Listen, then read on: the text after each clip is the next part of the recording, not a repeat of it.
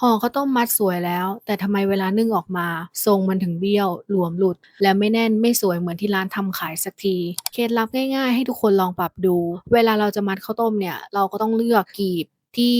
มีขนาดเท่ากันมีความสูงเท่ากันมีสีที่คล้ายคลึงกันหรือว่าถ้าสีที่ใกล้เคียงกันมันไม่มีแล้วจริงๆเราก็สามารถใช้สีคนละโทนเอามาจับหมุนได้เหมือนกันค่ะเวลาเรามัดตอกเนี่ยมือของเราเนี่ยก็จะประคองเอาไว้ตรงที่ระหว่างตอกนะคะที่เรากำลังจะหมุนพอเราประคองเอาไว้เนี่ยเวลาหมุนเป็นเกลียวออกมาเนี่ยเกลียวมันจะไม่ใหญ่มันจะอยู่ตรงที่เราประคองมือไว้เลยพอเวลาหมุนออกมาเนี่ยมันก็จะสวยถ้ารู้สึกว่ากลีบทั้งสองมันยังไม่ชิดกันนะคะสามารถใช้มือบีบเบาๆนะคะดันให้เข้ามา